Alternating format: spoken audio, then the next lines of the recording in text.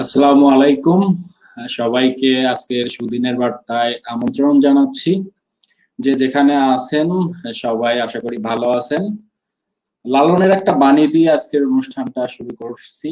মানুষ ছাড়া খ্যাপারে তুই মূল হারাবি, মানুষ ভজলে মানুষ ভজলে আহ এটার লিরিকটা ভুলে গেছি আর কি, বলতে সরি। মানুষ ভজলে সোনার মানুষ হবি। আচ্ছা, তো এই সোনার মানুষ হবি যে কথাটা লালন বলে গেছেন এবং মানুষ ভজনার কথা যেটা লালন বলেছেন, আসলে মানব সেবাই বড় ধর্ম। সেই মানব ধর্মটার পিছনে আমাদের খোকসার কিছু তরুণ রা কাজ করে যাচ্ছে। আজকের সেই তরুণদের সঙ্গে আমরা কথা বলবো এবং এই তরুণদের যারা ইন্সপায়ার করছে প্রতিনিয়ত, এরকম উপদেষ্টা মন্ডলী সদস্যরাও আছেন, তাদের সঙ্গেও আমরা কথা বলবো। আজকের প্রোগ্রামটা একটু একটু বিশেষ প্রোগ্রাম হিসাবে আমরা ধরে নিচ্ছি, বিকজ অফ আমরা জাস্ট একটা সংগঠন, যে সংগঠনটি মানব সেবায় কাজ করে, তাদেরকে নিয়েই আজকের অনুষ্ঠানটা পুরোটা সাজিয়েছি। প্রথমেই সব অতিথিদের সাথে আপনাদের পরিচয় করিয়ে দিচ্ছি।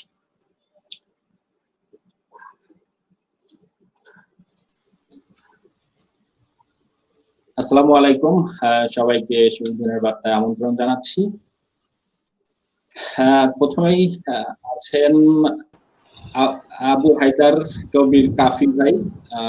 কাফি ভাই, আসসালামু আলাইকুম। আসসালামু আলাইকুম। এরপরে আছেন ওমর ফারুক ভাই, আমন্ত্রণ। আরো আছেন মাজিদুল ইসলাম ভাই। আসসালামু আলাইকুম। এবং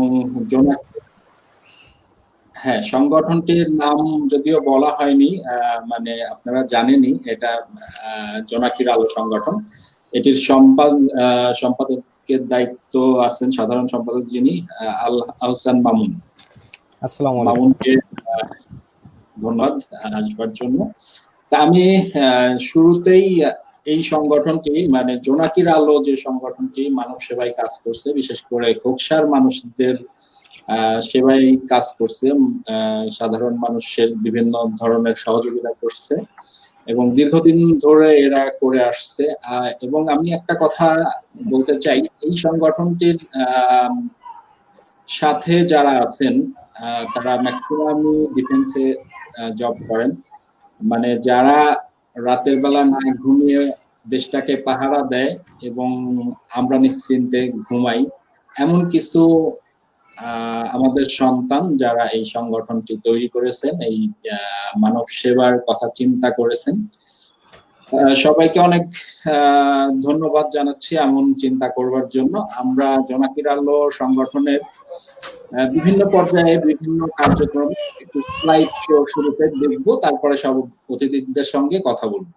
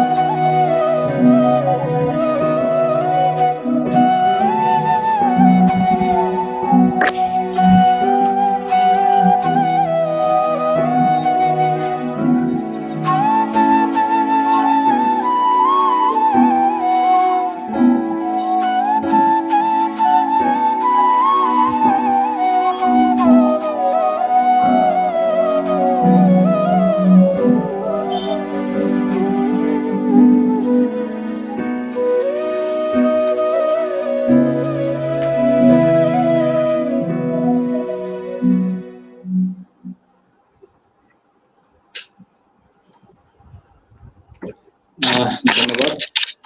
আমি এই মুহূর্তে কাফি ভাইয়ের সঙ্গে একটু কথা বলতে চাচ্ছি। ভাইয়া কেমন আছেন? করোনার সময়গুলো কেমন কাটছে?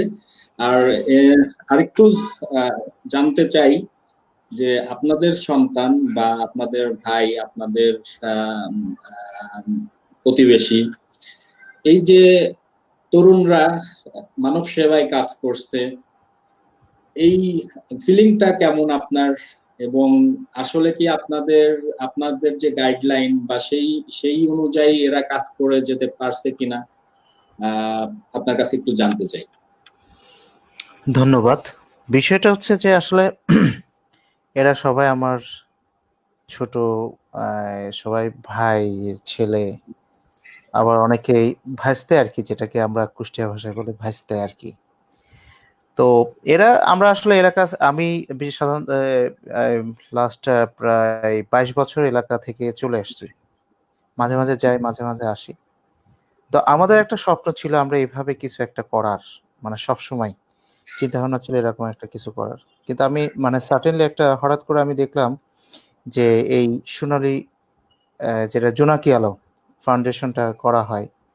তো আমি মানে অ্যাওয়ারনেস ছিলাম যে এরা কিছু একটা করতেছে যেটা আসলে ভালো, এলাকার মধ্যে শীতবস্ত্র বিতরণ করা, দেন বিভিন্ন সময় মানুষের বিপদ আপদের সময় পাশে থাকা, এই জিনিসটা আসলে আমার খুব ভালো লাগছে। তো ওদের থেকে শাহরিয়া আমার সঙ্গে যোগাযোগ করে, বলে যে ভাই, চাচা এরকম আমরা এরকম একটা সংগঠন করছি, আপনি এখানে কন্ট্রিবিউট করবেন, আপনার তরফ থেকে কি করতে পারেন। তো সাধারণত আমার একটা, সবসময় আমি একটা কাজ করি, এই ধরনের বিশেষ করে যে কোনো কিছু মানে কোনো কন্ট্রিবিউশন থাকলে বা কন্ট্রিবিউট করলে আমি সাধারণত কোনো সময় কোনো মুখে বলি না, বা আমি সবসময় চেষ্টা করি তাদের পাশে থাকার, সেটা আমার তরফ থেকে যতটুকু সম্ভব। So this guy are really doing very well, very good, very good, very good. আলহামদুলিল্লাহ। এবং আমি সবসময় প্রাউড ফিল করি যে আমি ওদের একটা পার্ট হতে পারছি, বা আমি ওদের সঙ্গে আছি বা থাকতে পারি বা পারতেছি, ইনশাল্লাহ ভবিষ্যতেও থাকবো। তো এটা আর কি, ওরা সত্যিই ভালো করতেছে, কারণ অনেক কিছু আমার নিজের ব্যস্ততার কারণে আমি যে পেশায় আছি সে পেশাটা আসলে একটু ব্যস্ততা বেশি, আমাদের অনেক সময় স্ট্রেসে থাকতে হয়, অনেক সময় ও ফোন করে আমি ফোনটা ধরতে পারি না, হয়তো দেখা যাচ্ছে যে আবার সময়, হয়তো রাত্রে আমি সাধারণত ফোন ব্যাক করি, এই জন্যই আমি রাত্রে ব্যাক করি, অনেক সময় ভুলে যাই, আবার দেখা যাচ্ছে রাত্রে অনেক সময় অনেক কনফারেন্স কল থাকে, ওভারসিজ কল থাকে, সে সময় আমাকে ওখানে অ্যাটেন্ড করতে গেলে আমি অনেক সময় ভুলে যাই। বাট সে সত্ত্বেও ওরা নিজেদের থেকে যে এই জোনাকি আলো সংগঠনটা, আমি প্রথমে চিন্তা করছিলাম এটা মনে হয় একটা আমাদের মোড়াগাছা গ্রাম কেন্দ্রিক বা মোড়াগাছা গ্রাম ভিত্তিক হবে, কিন্তু এটা যখন আস্তে আস্তে আমি দেখি যে ওদের প্রতিটা মেসেজ কিন্তু আমি পড়ি, প্রত্যেকটা মেসেজ আমি পড়ি, দেখি যে ওদের অ্যাক্টিভিটিস গুলো সত্যিই প্রশংসনীয়। এবং ওরা যেভাবে এই যে চর এলাকায়, দেন এই যে কোভিডের রোজার 30টা রোজার মধ্যে প্রত্যেকটা মানুষের ঘরে বানায়, মানে ইফতারি বানায়, সবার দাঁড়ে দাঁড়ে দেওয়া, রাস্তায় দাঁড়ায় পথচারীদেরকে হাতে হাতে ইফতারি দেওয়া, এটা আসলে প্রশংসনীয়। যেটা আমরা অনেক সিনিয়র থাকা অবস্থা আমরা এটা করতে পারি না, ওরা এটা করতে পারছে ওদের নিজেদের উদ্যোগ থেকে। এখানে অনেক বাধ্যকতা, অনেক কিছু থাকে, ওরা সবসময়, আমি এটা আমার পার্সোনাল ভিউ, সবাইকে ফোন করে, সবাইকে বলে, অনেক সময় দেখা যায় যে বিরক্ত হয় মানুষ, কিন্তু তারপর ওরা লেগে থাকে যে এটাকে অ্যাচিভ করার জন্য। এটা একটা কিন্তু বিশাল ধৈর্যের ব্যাপার। সাধারণত এই ধৈর্যর মোট কথা হচ্ছে নিজের খেয়ে বোনের মোষ চড়ানোর ব্যাপার অনেকটা। তো ওরা এই কাজটা করে ধৈর্য সহকারে, আমি আসলেই প্রশংসনীয়। এবং সেই সঙ্গে দেখলাম যে টিওনা ম্যাডামের সঙ্গে ওরা প্রায় প্রতিটা গ্রাম অঞ্চলে যে কোভিডকে নিয়ে যে কাজগুলো করছে, মসজিদগুলো পরিষ্কার পরিচ্ছন্ন করা, তারপর গ্রামের হাট বাজারের মধ্যে এটা একটা ওই রাউন্ড সিগন্যাল দেওয়া, এটা কিন্তু একটা ইনিশিয়েটিভটা, এই ইনিশিয়েটিভটা কিন্তু সচরাচর কাউকে চিন্তা করতে হয়, someone have to think to implement to do this, and এটাকে ইমপ্লিমেন্ট করার জন্য যে ফিল্ড ওয়ার্ক গুলো করতে হয়, এটা কিন্তু আরো বেশি চ্যালেঞ্জ। তো ওরা যে কাজগুলো করে আমার কাছে এটা মনে হচ্ছে খুব ভালো, ইনিশিয়েটিভটা আমার কাছে খুব ভালো লাগছে। আহ এটাই আর কি, আমি সবসময় থ্যাংক ইউ, ওদেরকে অবশ্যই থ্যাংক ইউ বলবো, থ্যাংক ইউ পাওয়ারই যোগ্য। যেটা আমরা অনেক সিনিয়ররা আছে, আমাদের আমাদের ব্যাচেরও অনেক সিনিয়র আছে, তারা যে জিনিসটা করতে পারেনি ওরা সেটা করে দেখাইছে। এটা একটা ভালো একটা দিক।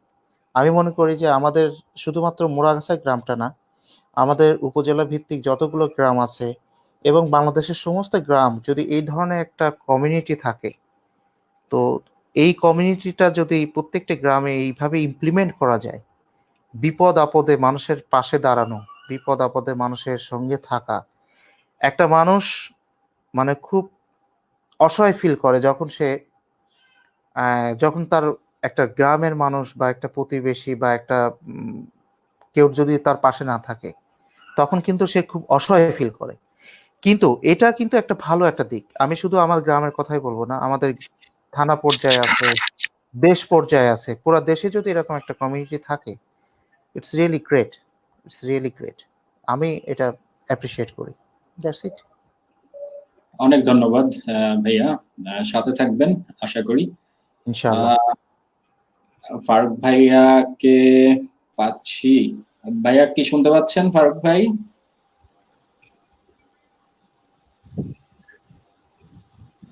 ওমর ফারুক ভাই কি আমার কথা শুনতে পাচ্ছেন?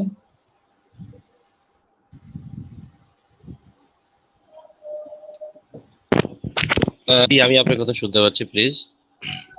আচ্ছা,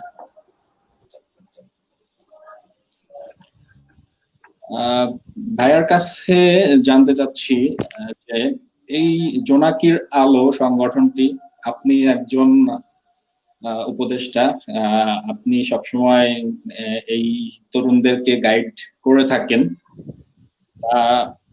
আপনার কাছে কি মনে হয় যে এই সংগঠনের কার্যক্রম কি খোকসা বেজ করেই থাকবে, না একদিন আরো বিস্তৃত হবে, আরো অনেক দূর এরা আগাবে? আপনার আপনার এদের কার্যক্রম দেখে আপনার কি মনে হয়?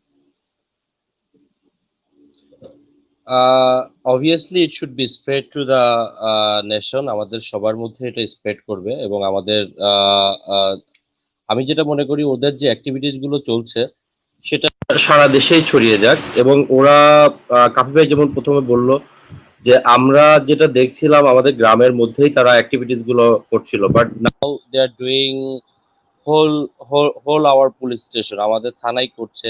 দেন আমাদের থানার বাইরে কুমারখালীতেও আমি দেখছি কিছু মানুষের সাহায্য সহযোগিতা করছে, কিছু হেল্পলেস মানুষকে তারা হেল্প করছে, কিছু একজন ক্যান্সার আক্রান্ত রোগীকেও দেখলাম তারা ইয়ে করে। এগুলো আমাদের we are concern to all with them, আমরা সবাই সবার সাথে কমিউনিটি বা। তো এটা ওদের যে স্বপ্ন ওরা তো দেখছে এবং দেখানোর চেষ্টা করছে এবং তারা দে আর ডুইং গুড। এক কথায় আমরা আরো বেশ কিছু সংগঠনের সাথে অ্যাড আছি, যেমন খোকসাতেই অনেকগুলো সংগঠন আছে। বাট হোপসো আমাদের ছেলেরা আমাদের আমাদের গ্রামের যে যে ছেলেগুলো এখানে অ্যাড আছে। আপনি একটা কথা বলেছেন, they are from the army. So army is the biggest corporate in the world in this time. আপনারাও দেখবেন যে সব ডিসিপ্লিনের ক্ষেত্রে কিন্তু আমরা আমরা আর্মিকে স্মরণ করি। আর্মি তাদের তাদের যে কন্ট্রিবিউশন গুলো করে, ইটস মাস্ট বি অ্যাপ্রিসিয়েটেবল। এবং তাদের কাজগুলো ইজ আর্টিস্টিক, তারা তাদের কাজগুলো অ্যাকাউন্টেবিলিটি রাখে এবং সবার কাছেই বেসিক্যালি এই এই কাজগুলো গ্রহণযোগ্যতা পায়।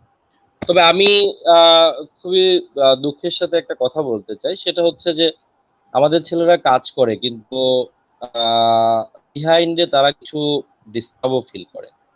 যেমন একটা অরাজনৈতিক প্রতিষ্ঠান, এখানে কিছু ভিউ থেকে তারা কাজ করতে ডিস্টার্ব হয়। এই ব্যাপারগুলো আমরা যারা আছি আমাদেরকে এটা আরো করা উচিত যে ডিস্টারবেন্স গুলো কোথা থেকে আসে এবং কারা ডিস্টার্ব করে।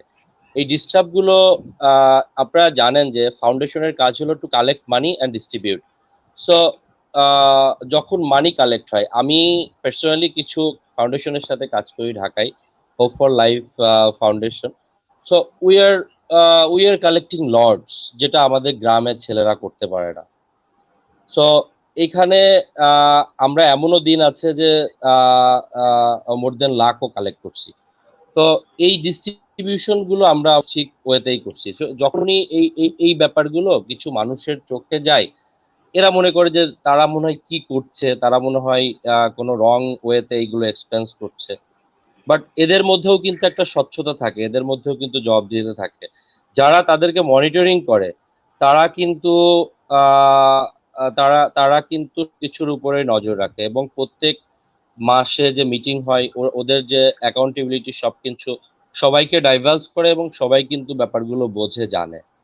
সো আমি যারা সংগঠনের সাথে আহ, আহ, আহ, একদম অতপ্রতভাবে জড়িত আছে, যারা প্রান্তিক মানুষের সহযোগিতায় নিবেদিত, আমি সেই মানুষগুলোকে বলবো, আমরা হয়তো দূর থেকে তোমাদেরকে সাপোর্ট দিই বা দূর থেকে আপনাদের সাপোর্ট দিই, বাট তোমরা এই ব্যাপারগুলো নিয়ে মাথা আহ, আহ, দিও না, তোমরা মন খারাপ করো না। হ্যাঁ, তোমাদের অনেক সময় মন খারাপ হয়, তোমাদের ভালো কাজ দেখে মানুষ অনেক সময় আহ আমরা যেটা গ্রামের ভাষায় বলি টিটকারি, সেই ধরনের অনেক কিছুই করে।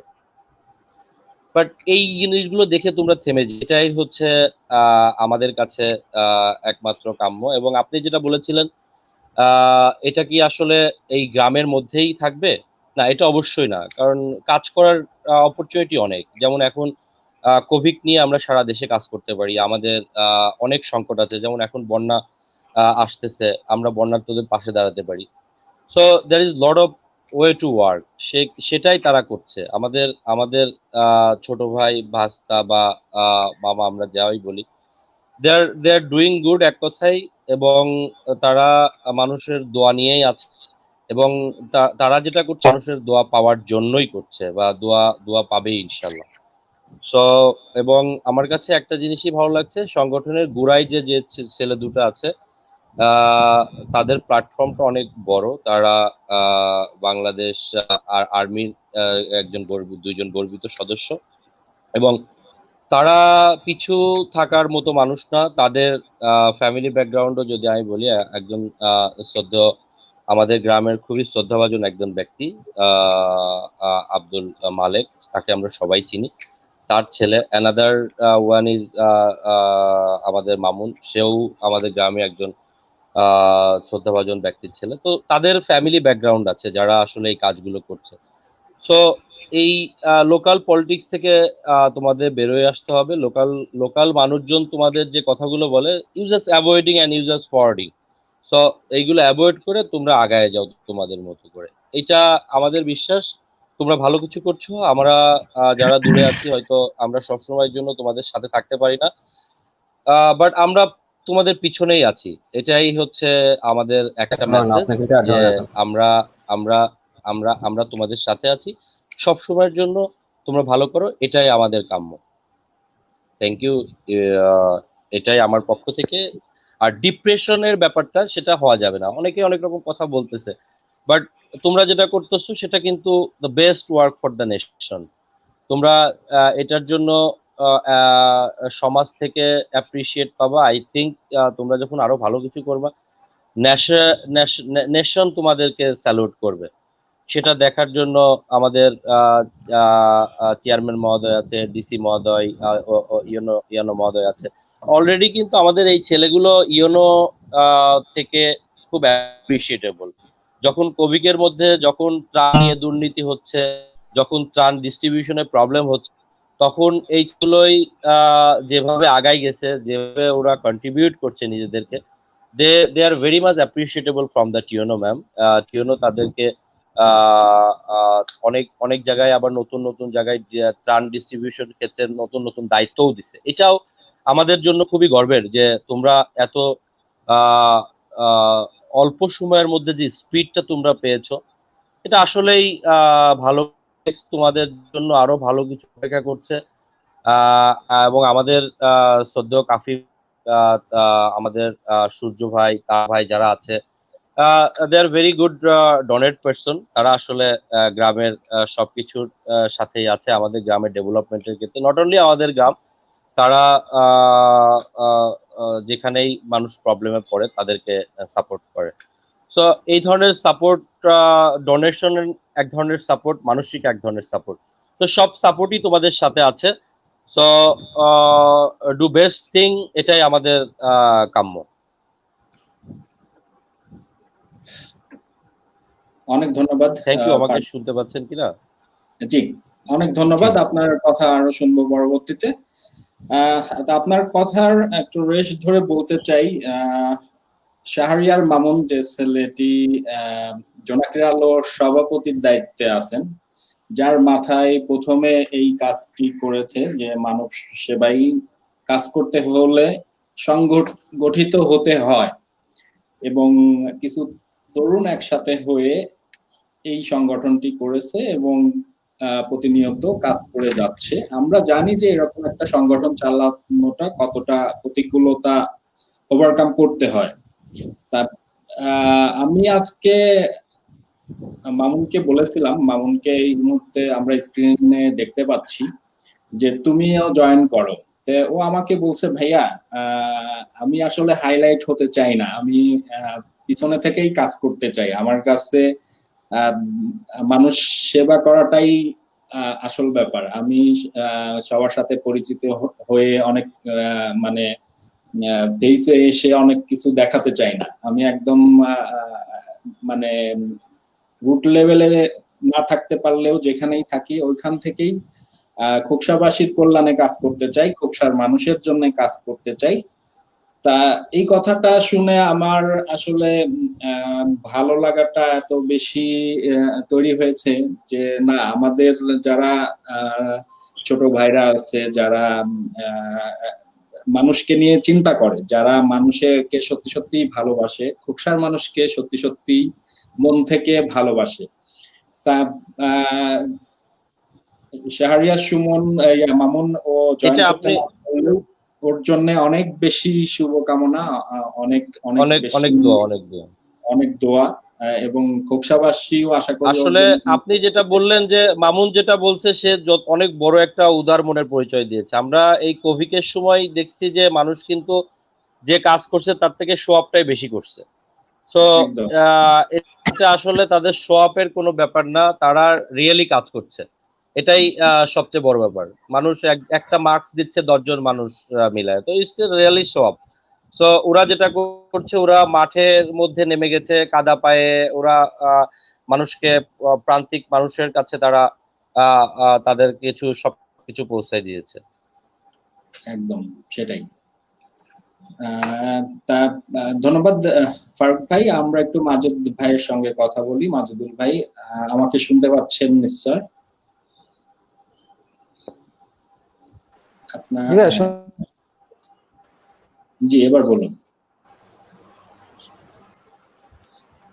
হ্যাঁ ভাইয়া, শুনতে পাচ্ছি।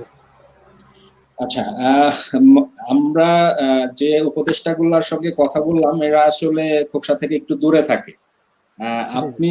আপনি খোকসার এই যে তরুণদের কাছাকাছি থাকেন, তা আপনার অনুভূতিটা জানতে চাই, এবং এই কার্যক্রমে কি কি ধরনের প্রতিকূলতা ফেস করছে আপনার এই তরুণ সংগ্রামী সোলজাররা? ধন্যবাদ সেন ভাই। আসলে আমার সোলজাররা বা আমরা যারা যে পর্যায়ে থাকি, তৃণমূল পর্যায়ে বলি, রুট লেভেল বলি, বা আমাদের মামুন শাহরিয়ার যে মুহূর্তে আছে সেই যশোরে আছে, আমার এই সংগঠনে যারা যেখানে আছে, যেমন আমাদের কাফি ভাই আছেন চিটাগংয়ে, আমাদের ওমর ফারুক আছে, সেও ওদের চিটাগংয়ে আমি যদি ভুল না করি, বা আমাদের চাঁদ কাকা যার থাকার কথা ছিল, যিনি নেই এই মুহূর্তে, সবাই কিন্তু দূরে দূরে আছে। আমিও দূরেই ছিলাম, ঢাকাতে ছিলাম। তো করোনা চলাকালীন সময় যখন লকডাউনটা শুরু হয়, দ্যাটস ইন 25 মার্চ, আমি 22 মার্চে বাড়িতে আসি। তো তার আগে থেকেই কিছু কিছু বিষয় আমাদের কানে যেত। তো যখন আমি এখানে হাই স্কুলে একটা চাকরি করতাম, তখন থেকে কিছু কিছু জিনিস আমারই মানে ফেস করেছি।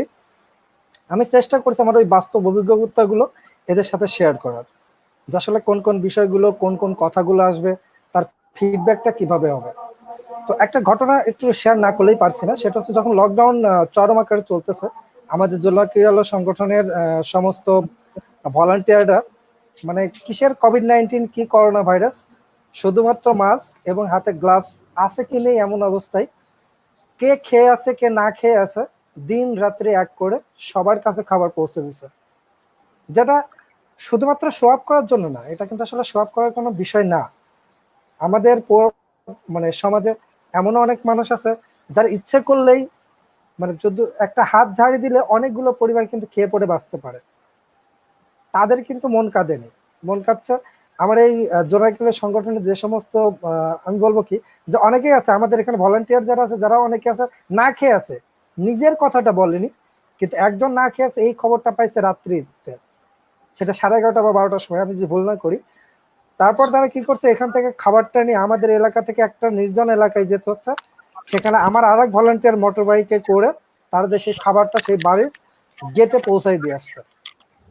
এটা করোনাকালীন সময়ে, যে সময়টা একজন মানুষ, আমি আমার কথাই বলি, আমি ঘর থেকে বেরই হইনি, অথচ আমার এই ভলান্টিয়ার গুলো কিন্তু বের হয়েছে। তো যে মানুষটা যারা খাবার পৌঁছে দিয়ে আসতেছে একজন অনাহারের মুখে, তাদের কাছে বিভিন্ন ধরনের কথা আসবে, এটা স্বাভাবিক। ভালো কাজ করতে গেলে মানুষের 2-4টা কথা শুনতে হয়।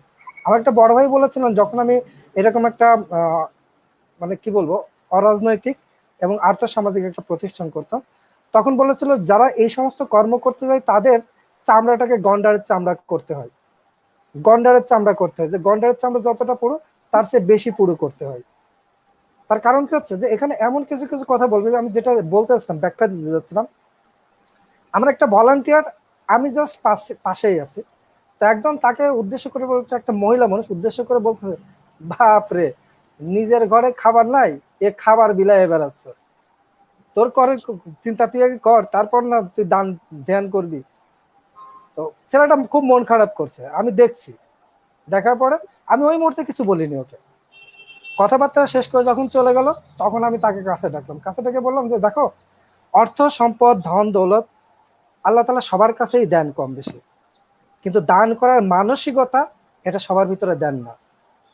তুমি না খেয়ে আছো, তুমি অনাহারির কথা চিন্তা করতেছো, এটা হচ্ছে তোমার বুঝ।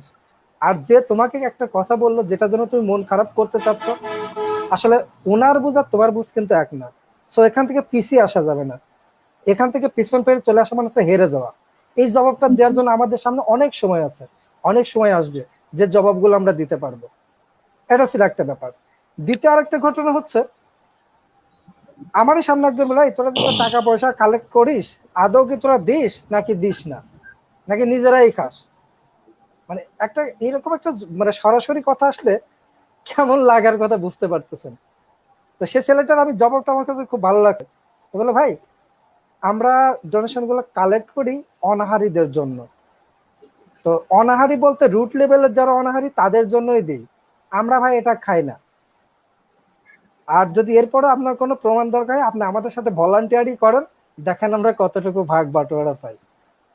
আমি আর ওখানে কোনো কথা বলি না, আমি জাস্ট স্টপ হয়ে গেলাম। তো শান ভাই এরকম অনেক ঘটনা আছে যেটা বলতে গেলে অনেক সময় চলে যাবে, তবে চেষ্টা করি মোটিভেশনের মধ্যে রাখার, যে কোন কথাগুলোকে গায়ে মাখা যাবে, কোন কথাগুলোকে গায়ে মাখা যাবে না, কোন কথাগুলো মানে শোককে শক্তিতে কিভাবে রূপান্তর করা যায়, মন খারাপ হলে কিভাবে ওখান থেকে ওভারকাম করা যায়, সমস্ত বিষয়গুলো নিয়ে সবসময় এদের সাথে কথা বলি। ধন্যবাদ শান ভাই। জি ধন্যবাদ আপনাকে মাজেদুল ইসলাম ভাই। আমরা এই পর্যায়ে সাধারণ সম্পাদক সাহেবের সাথে একটু কথা বলি। ভাইয়া কেমন আছো? মামুনকে বলছি। জি আলহামদুলিল্লাহ ভাই, ভালো আছে। ভালো আছেন আপনি? জি আমি ভালো আছি। তোমার কাছে আসলে জানতে চাই যে এই যে সংগঠন, এই যে পথ চলা, এই পথ চলাটা কেমন অনুভব করছো, কি ধরনের প্রতিকূলতা ফিল করছো এবং সামনে কি কি করতে চাও, সবকিছুই একটু জানার। তার আগে তোমার কথা শোনার আগে আমরা একটু দেখে নিব আজকে আমাদের সাথে কে কে লাইভে, মানে যারা জয়েন করেছেন তারা তো আছেন, এর বাইরেও যারা লাইভটা দেখছেন, যারা আমাদেরকে ভালোবাসেন, যারা আমাদেরকে প্রতিনিয়ত উৎসাহিত করেন, আমরা একটু দেখে নিই। হ্যাঁ ভাইয়া? জি জি অবশ্যই। আম, রায়হান চৌধুরী আছেন, এই তিনি লিখেছেন এই শুভ মুহূর্তের অপেক্ষায় থাকি। অনেক ধন্যবাদ ভাই, আপনাদের মতো মানুষদের জন্যই আমরা এই প্রোগ্রামটা অনেকটা সময় কন্টিনিউ করে যাচ্ছি। হৃদয় হোসেন ভাইয়া কেমন আছেন? আমি মনে করছি সব ভাইয়াকেই বলছে, আমরা এই মুহূর্তে সবাই ভালো আছি। অবশ্যই। শুভকামনা জোনাকির আলো ফাউন্ডেশনের প্রত্যেক সদস্য শুভাকাঙ্ক্ষীদের। রায়হান ভাই লিখেছেন শাহরিয়ার নিজাম, আমার কক্ষাকে জোনাকির আলোর পক্ষ হতে অভিনন্দন, আপনাকেও অভিনন্দন। রবিউল আলম বাবুল আঙ্কেল আছে আমাদের সাথে, আঙ্কেলের কাছে আবদার আছে, এবং আঙ্কেলের মতো যারা আমাদের এই অনুষ্ঠান দেখছেন এই মুহূর্তে, তাদের সবার কাছেই আহ্বান, দেখুন যে জোনাকির আলো নামে আমাদের তরুণরা একটা সংগঠন করেছে, যারা খুবসার না সমস্ত বাংলাদেশের মানুষের কথাই চিন্তা করছে এই মুহূর্তে, এবং ওদের লিমিটেশনের কারণে হয়তো খুবসা দিয়েই শুরুটা হয়েছে, একদিন হয়তো সারা বাংলাদেশের মানুষই এই সুফলটা ভোগ করবে। আপনাদের মতো মানুষ যারা আছে তারা যদি এদের পাশে দাঁড়ায়, যে কোনো ভাবে, একটা কথা দিয়ে হোক, আর্থিক ভাবে হোক, মানে যে কোনো পর্যায়ে যদি এই তরুণদের পাশে দাঁড়ানো যায় তাহলে এরা আরো অনেক ভালো করতে পারবে, এবং সাধারণ যে মানুষগুলো আছে এই মানুষরা উপকৃত হবে। এবং আমরা জানি যে মানুষের কল্যাণে কাজ করার থেকে বড় কোনো ধর্ম হতে পারে না।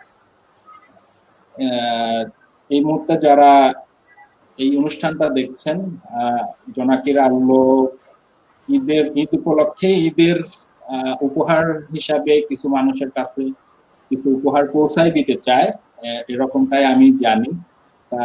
এই অনুষ্ঠানের মাধ্যমে আমি রিকোয়েস্ট করছি, আপনাদের অনুরোধ করছি, যদি কোনোভাবে তাদেরকে হেল্প করা সম্ভব হয় তাহলে আপনারা এদের পাশে দাঁড়াবেন, এই অনুরোধ জানাচ্ছি। এবং যেহেতু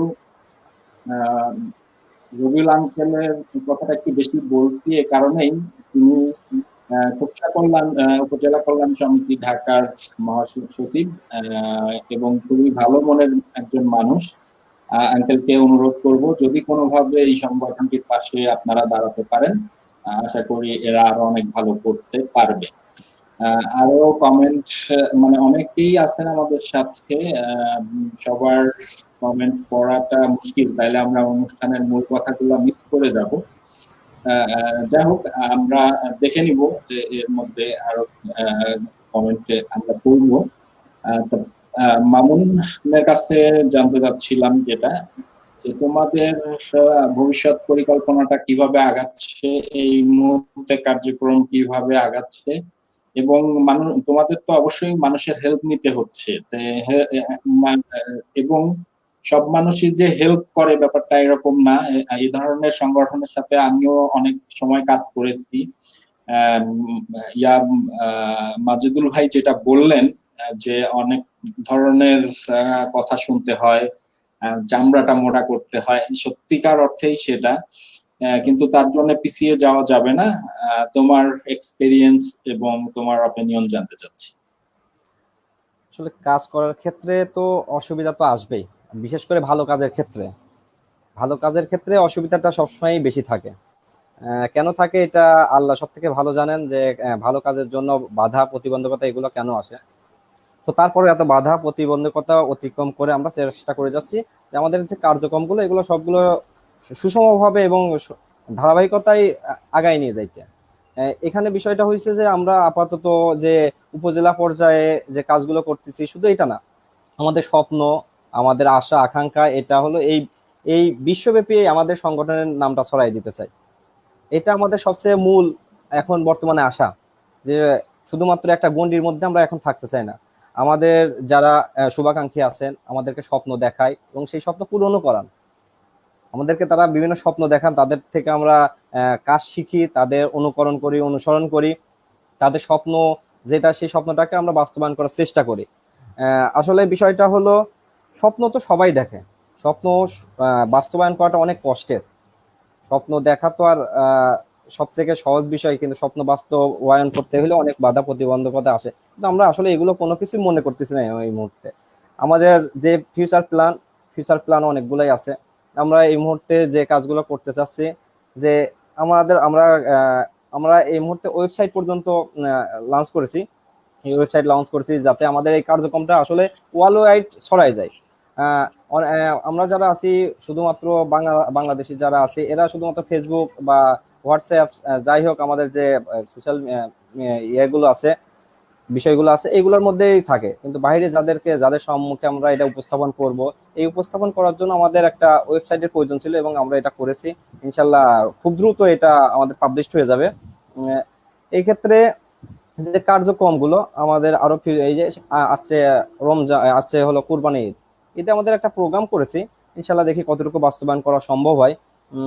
আসলে এই করোনা পরিস্থিতিতে অসহায় মানুষের যে আর্থিক অবস্থা শুরুতে ছিল, যখন লকডাউন ছিল তখনও যেরকম ছিল, বর্তমান পরিস্থিতিতে একই রকম। লকডাউন যতই উঠায় নেওয়া হোক, তারপরে তো যাদের চাকরি চলে গেছে, যারা কাজকর্ম করতে পারে না, এখনো আছে, এইভাবেই আছে। হয়তো বা এই যে তাদের যে চলার একটা ধারাবাহিকতা ছিল, এটা যে স্টপ হয়ে গেছে, এই স্টপটা আসলে এখনো তারা ধরে রাখতে, মানে কন্টিনিউ করতে পারতেছে না। এই পরিপ্রেক্ষিতে যে অসহায় দরিদ্র মানুষ এখনো ঘরে ঘরে অ্যাভেলেবেল, এদেরকে খোঁজ খবর নিয়ে আমরা সবসময় দেখি কোথায় কেমন আছে। তারপর আমাদের নানান রকম সমস্যার কথা বলতে গেলে, এক কথায় বলতে গেলে পরে সমস্যা যেটা আর্থিক প্রবলেমেরটাই আমাদের কাছে অনেক রিকোয়েস্ট আছে, অনেকগুলো রিকোয়েস্ট আসে যেগুলো আমরা আসলে সবসময় করতে পারি না। এখন এই রিকোয়েস্ট গুলা আসে এই কারণে যে আমরা স্বেচ্ছাসেবক হিসাবে কাজ করতেছি। যারা আমাদেরকে রিকোয়েস্ট করে বিভিন্ন কাজের জন্য, তারা একটা চিন্তা ভাবনা করে হয়তোবা যে এরা একটা সমাজসেবামূলক কাজ করতেছে, হয়তোবা এদের কাছে গেলে কিছু একটা পাওয়া যাবে। অনেকের স্বপ্ন পূরণ করতে পারি, আবার অনেকের স্বপ্ন মানে আমাদের কাছেই থেকে যায়। এই ক্ষেত্রে আমরা খুব মানে দুঃখ পেয়ে থাকি, আসলে মূলত খুব কষ্ট পাই বিষয়গুলোতে। যে তাকে সাহায্য করতে পারলাম না, এটা আমাদের অপারগতা হিসাবে আমরা প্রকাশ করিনি। তারপরেও হাল ছাড়ি না, কখনো চেষ্টা করে যাচ্ছি, সবসময় চেষ্টা করে যাই যে সাধারণ মানুষের জন্য কাজ করার জন্য। যারা সবসময় আমাদের, যারা এই যে শুভাকাঙ্ক্ষী আমাদের উপদেষ্টা আছেন, কাফি কাকু আছেন, আজকে আমাদের থাকার কথা ছিল ফেরদৌস কাকু, যিনি আজকে আমাদের সঙ্গে জয়েন হতে পারেন নাই টেকনিক্যাল প্রবলেমের কারণে। ইনাদেরকে বলে, ইনারা সবসময় আমাদের পাশে থাকেন, আমাদের মাথার উপর সবসময় ছাতা হিসাবেই থাকেন।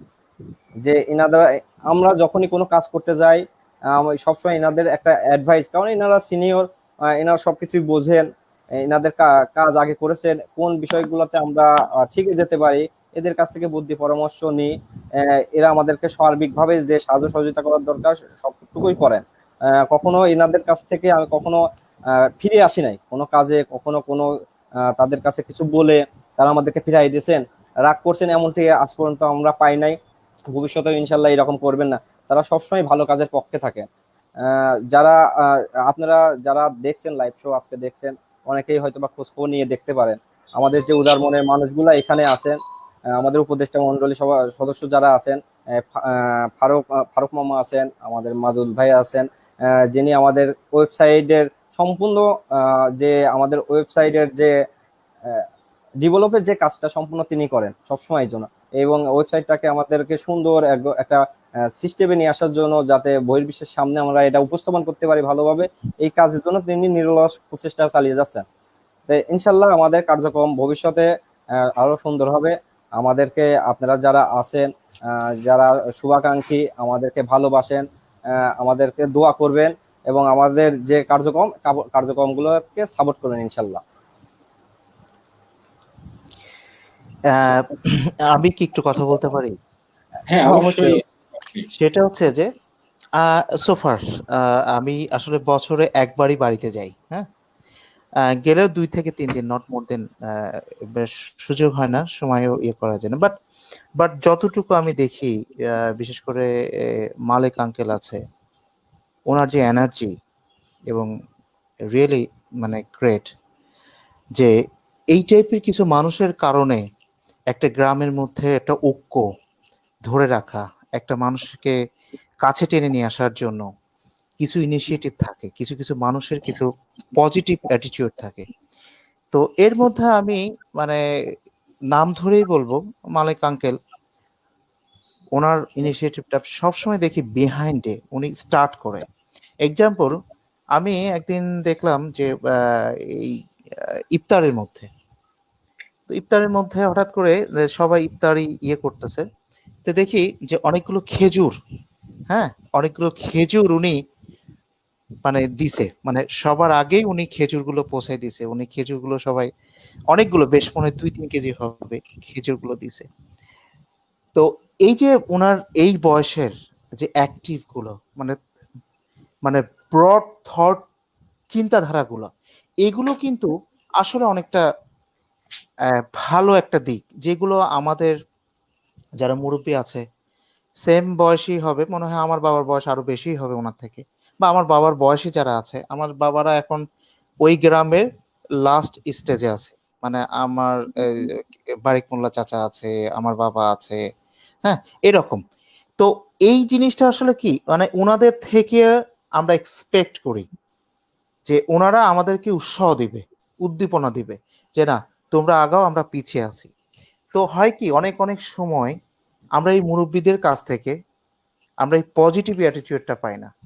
হয় কি, এইসব ছেলেপেলেরা এই বিষয়গুলো আসলে কি ইমোশনালি কাজ করে, এই বিশেষ করে এই যে সাহায্য সহযোগিতা বা যেটাই করুক, মানে এটা একটা জিনিস কি, আপনি আপনার সময়টা, এই যে আপনি একটা সময়টা ব্যয় করতেছেন, যখন আপনার আমি আপনি যখন একটা মেসেজ দিচ্ছেন, আমি আপনাকে হাই নক করছি যে আমি এটা অ্যাড করতে পারতেছি না, ইউজুয়ালি আমি অফিস থেকে বের হয়ে যাচ্ছে 8:30টায়, আমি বাসায় পৌঁছে 10টায়, খাওয়া দাওয়া করে ঘুমাই যাই, এবং সকালে আমি উঠে আমার মতো করে ফজরের নামাজ পড়ে আমি বাইরে যাই, একটু জিম করি, তারপর রেডি হয়ে অফিসে চলে যাই।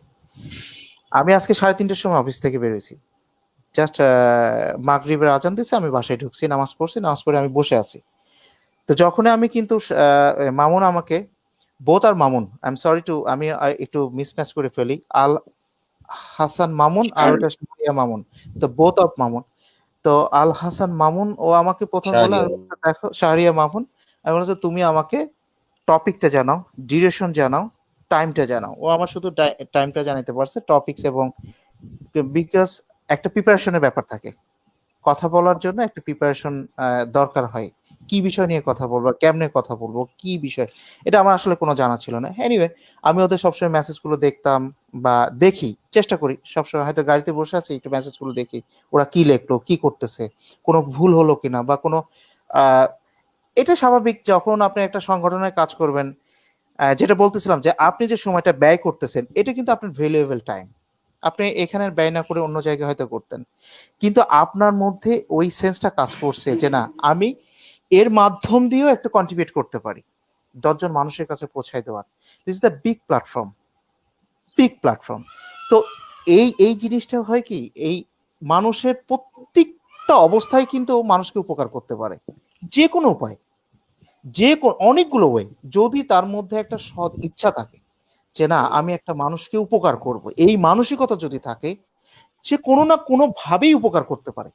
এটা কোনো মানে কোনো বাধাগত নয়, মানে মানে বাধ্যকতা নাই, বা কোনো বাধাও নাই, রাইট। সেটা মানে অনেকগুলো হবে, কিন্তু আপনার অ্যাটিটিউড থাকতে হবে পজিটিভ। তো ওরা, আমি যেটা জানি, আমি অবশ্যই ওদের কাছ থেকে আমি কখনো নেগেটিভ ওয়েতে কোনো অ্যাপ্রোচ পাই নাই। সাধারণত ওরা বলেও না, ওদের ইন্টারনাল কিছু যখন ওরা ওরা নিজেরা এই এটা একটা ইয়ে আছে, ওটা কি বলে, ওদের একটা মেম্বারদের অ্যাটিটিউড কথা বলে। একদিন আমি দেখলাম যে কভিডের মধ্যে কোনো এক জায়গা, কোনো বনগ্রাম না কোথাও একটা জায়গা, বেশ ফার ওয়ে, মানে মোরাগাছা তো থেকে ওখানে বেশ ফার ওয়ে, একটা মোটরসাইকেল নিয়ে রাতে 10টা না 11টার দিকে, যেটা বলতেছিল মাজিদুল, যে খাবারটা পৌঁছাই দিছে, সে সেখানে খাবার নাই, সামন একজন ফোন করছে, তারা সেটা রেডি করে নিয়ে গেছে। তো এই বিষয়টা হচ্ছে কি, এটা কিন্তু আসলে অনেক বড় অ্যাটিটিউড, মানে পজিটিভ অ্যাটিটিউড, এটা অনেক কিন্তু বড় মানসিকতার অ্যাটিটিউডটা, এটা কিন্তু অনেক অনেক ভালো। কিন্তু বেশিরভাগ ক্ষেত্রে হয় কি, এটা যখন বড় হয়, মানুষের যখন অনেক ধরনের কথা শুনতে শুনতে শুনতে শুনতে না, একসময় মনে হয় ধুর ছেড়ে দিই, এত কথা শুনবো কেন, নিজের খায়ে আমি এত কথা সময় ব্যয় করবো কেন, তোর বাদ দে, এগুলো করবো না। এটাকে যারা টিকে রাখতে চায়, যারা টিকে রাখে, দেখেন আপনি অনেক অনেক যে কোনো ভালো কাজের মধ্যে আপনার সমস্যা, চ্যালেঞ্জ আছে। আমি একটা এক্সাম্পল দিই, Don't take otherwise. I'm not show up. This is not my habitude. আমাদের গ্রামের মসজিদটা যখন হয়, এটা আমি জাস্ট আপনার সঙ্গে শেয়ার করতেছি। জি। তো আমি এখানে অনেকেই আছে, প্রায় 47 সরি সাম লাইভে আছে কতজন আমি জানি না, বাট অনেকে মেসেজ লিখতেছে দেখতেছি। তো আমাদের গ্রামে যখন মসজিদটা হয়, মসজিদটা আমার একটা স্বপ্ন ছিল যে মসজিদটার মধ্যে আমি একটা আমার মতো করে একটা সুন্দর মতো করব, যেটা 10 গ্রামের মধ্যে সবাই যেন আসে বলে যে না মসজিদটা সুন্দর, একটু ডিফারেন্ট। এনিওয়ে মসজিদটা সুন্দর করলো, হয়েছে। হওয়ার পরে টাইলস নিয়ে একটা ঘটনা, আমি এটা আসলে এক্সাম্পল বলতেছি, কোনো মানে ইয়ে না।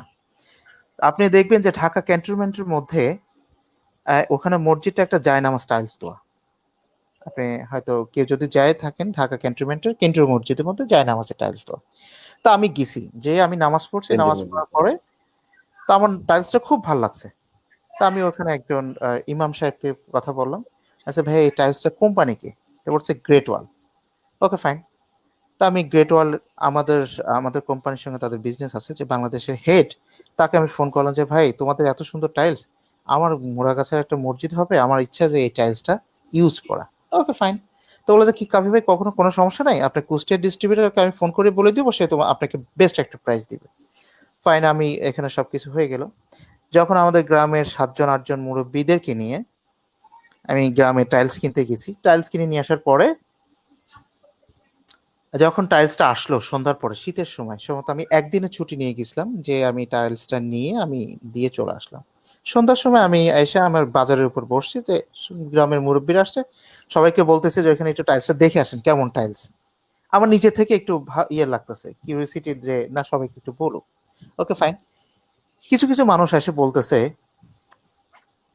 টাইলস তো রং উঠে যাবে, ঠিক আছে। আবার তার টাইলসের রং উঠে, আমি তো জানতাম না।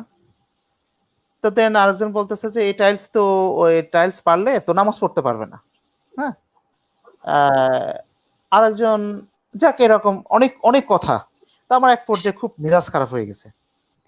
তো মেজাজ খারাপ হয়ে যাওয়ার পরে আমি বলছি যে ভাই তোমাদের টাইলসটা দরকার নাই, টাইলসটা পাশের গ্রাম হাসিমপুর আছে, আমি ওদের মসজিদে, ওরাও আমাকে ফোন করছে, আমি ওদের কাছে দিয়ে দিই, দরকার নেই, তোমরা যেটা পারো সেটা করো। তো দেন আমার খুব মানে ফার্স্ট মানে আমার খুব খারাপ লাগছে। আমি আর কোনো কথা না বলে বাসায় এসে, বাড়িতে এসে ঘুমাই পড়ছি। আমি ভোরের দিকে কললকে বললাম যে ভাই আমার একটা গাড়ি ঠিক করতে, আমি চলে যাবো। আমি ভোরের দিকে বেরিয়ে চলে গেছি। 1 সপ্তাহ 1.5 সপ্তাহ পরে আমার বড় ভাই ফোন করছে। বড় ভাই ফোন করে বলতেছে, একজন নাম, বলতেছে যে অমুক জন বলতেছে শুক্রবার নামাজ পড়তে চায় নাকি, মাথাটা নাকি মানুষের ওই পাছার সঙ্গে নাকি মাথা ভারী বাড়ি খাচ্ছে সিজদা দেওয়ার সময়। তো আমি এত কষ্ট পাইছি, এত কষ্ট পাইছি, এত কষ্ট পাইছি, আমার কাছে খুবই খারাপ লাগছে যে না, আমি আর কখনোই গ্রামের মধ্যে কোনো কাজ করব না, কোনো রকম কোনো ধরনের কোনো কন্ট্রিবিউশন আমি থাকবো না। That's it, enough. তো দেন তারপর আমি মানে একদম নিউট্রাল, আমি আর কোনো কথা বলি না। তার দেন আস্তে আস্তে আস্তে আস্তে আমি নিজে থেকে চিন্তা করলাম যে আচ্ছা, যে মানুষটা আমাকে বললো যে টাইলসে তো রং উঠে যায়, আচ্ছা সে কি কখনো তার ঘরে কি কোনোদিন টাইলস দেখছে? তার ঘরে কি টাইলস আছে? আচ্ছা সেই লোকটা, আমি আমি তখন আমার নিজের মধ্যে কিন্তু নেগেটিভটাকে বাদ দিয়ে পজিটিভ নিয়ে আসার চেষ্টা করতেছি, যে সে টাইলসে কখনো কি সে তার মানে আমি তার স্ট্যাটাসটা কোথায়, কিভাবে, সে কেন এই মন্তব্যটা করলো? আচ্ছা সে নিশ্চয়ই অন্য ধরনের কোনো মাইন্ড নিয়ে সে কথাটা বলছে, ফরগেট ইট, আমি বাদ দেন।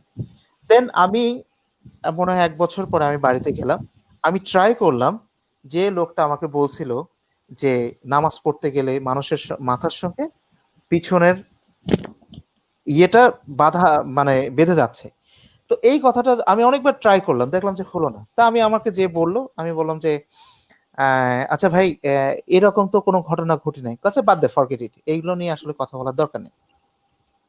তো বিষয়টা আসলে কি, আমি ওদেরকে এই মেসেজটা ওদের করতে চাই, এই এই এই এই যে কোনো মানবিক সংগঠনের যে কোনো কাজ, এটাকে যদি আপনি কন্টিনিউ করতে চান, এটা কন্টিনিউ যদি আপনি রাখতে চান, আপনাকে অনেক কথা শুনতে হবে, বাট আপনার মধ্যে একটা জেদ থাকতে হবে, I have to do it, I can do ইট। এটা হচ্ছে আমার মেসেজ। আমি আমার লাইফের খুব ছোট থেকে আজকে এই পর্যায়ে আসছি, আমি দেখছি যদি মানুষ কখনো যদি চ্যালেঞ্জ নিতে পারে, সেটা অ্যাচিভ করা অবশ্যই সম্ভব, যদি তার মধ্যে সৎ সাহস থাকে এবং তার লক্ষ্য যদি ঠিক স্থির থাকে। লক্ষ্য যদি স্থির না থাকে, কোনোদিনও কখনোই কোনো কিছু করতে পারবে না, সেটা একদম। যেই হোক। পাশের মানুষ যারা যাই করুক, আমরা আসলে গ্রামে থাকতে পারি না, আমাদের ইচ্ছার থাকতেও পারি না। আজকে একটা বছর অনেকবার চেষ্টা করছি বাড়িতে যাব, মানে যাই ঘুরে আসি। কোভিড এর মধ্যে চেষ্টা করছি না বাড়িতে যাব, আবার চিন্তা করছি আমি বাড়িতে গেলে 10 জনের ডিস্টার্ব হবে, why should I go, okay stay here, come down, that's ইট।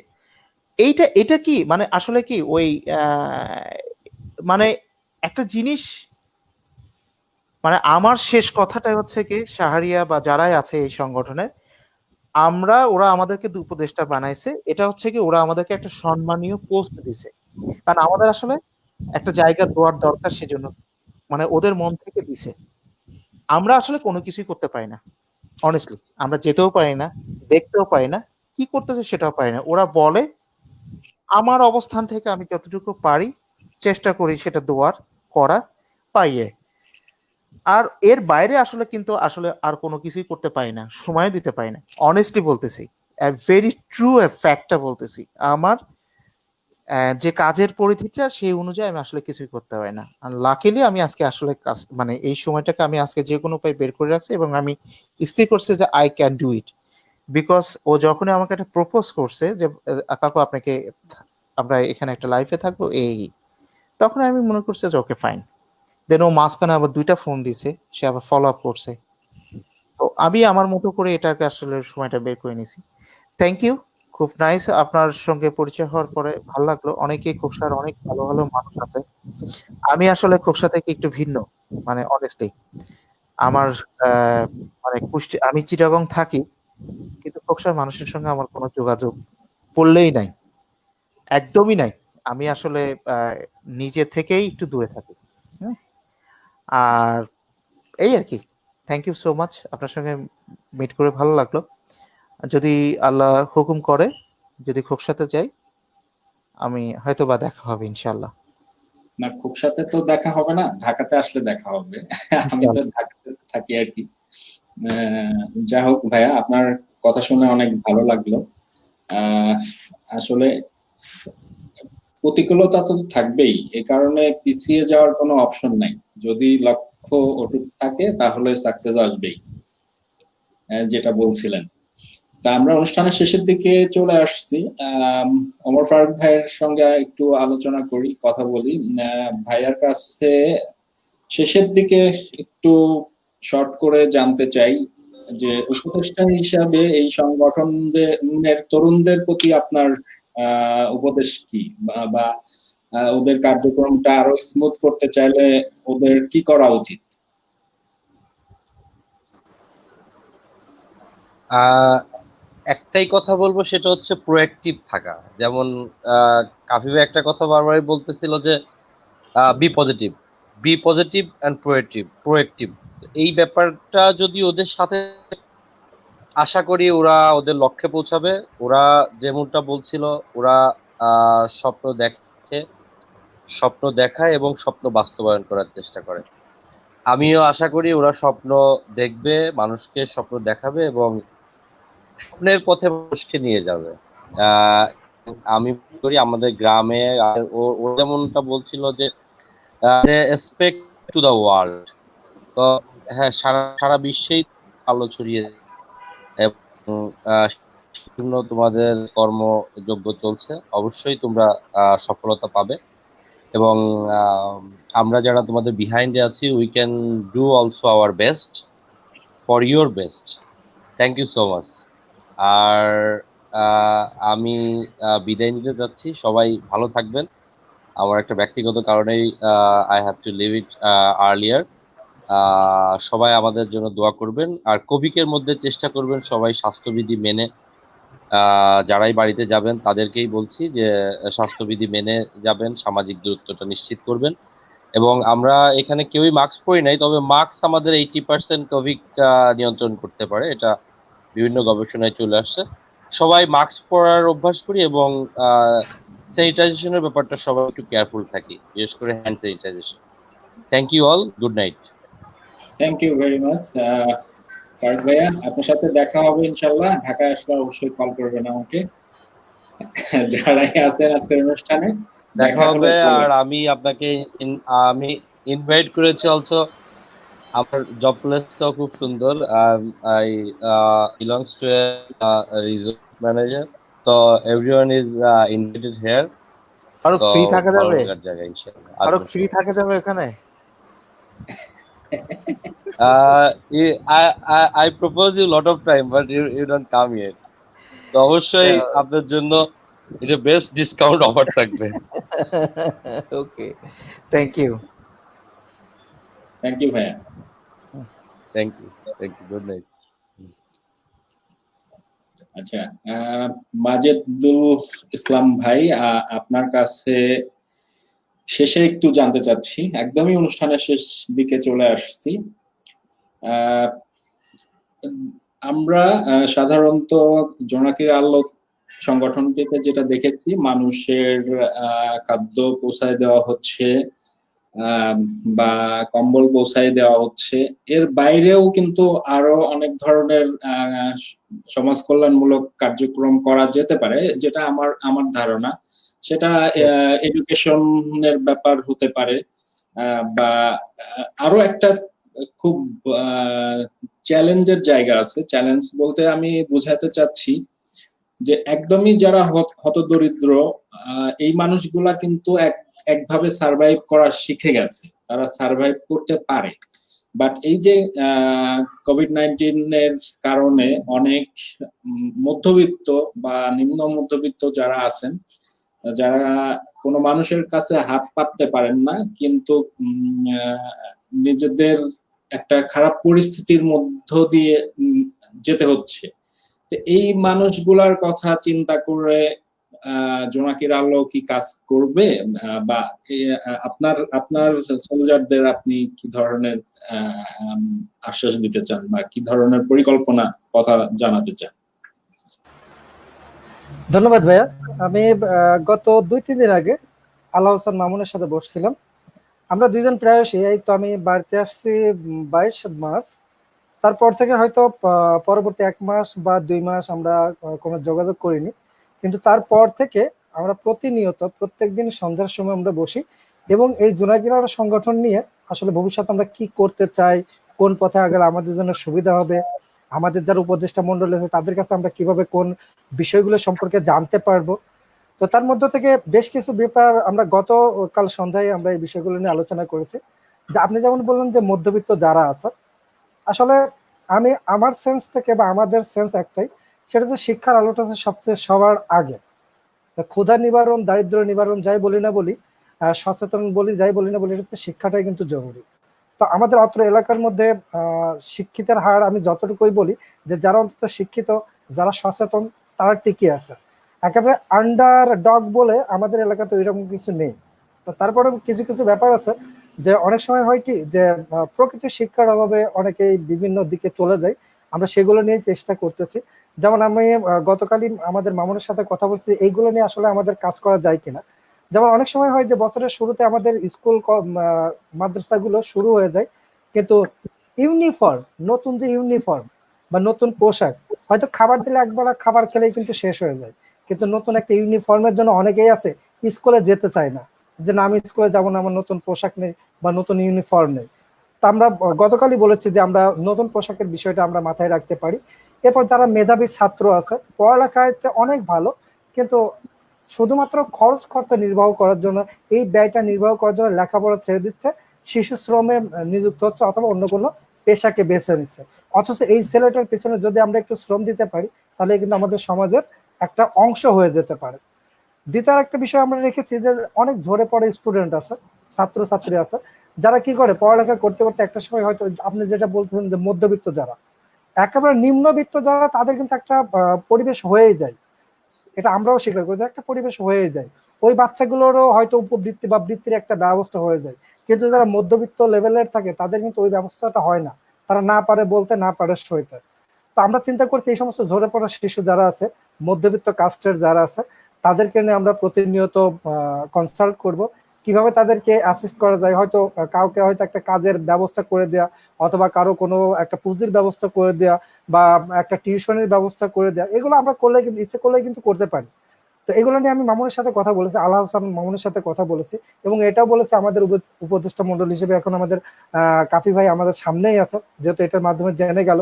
যদি এর চেয়ে আরো বেটার কোনো চিন্তা ভাইয়াদের মাথায় আসে, বা আমাদের উপদেষ্টা মন্ডলী যারা আছে আরো সবাই তাদের মাথাতে আসে, ইভেন তো আমাদের যারা সংগঠনের ভলান্টিয়ার আছে ছোট ভাই, বা আমাদের এই লাইভ যারা দেখতেছেন, তাদের মাথায় যদি কোনো আইডিয়া থাকে, একটু আইডিয়াগুলো আমাদের সাথে একটু শেয়ার করলে আমরা সেভাবে কাজ করতে পারি।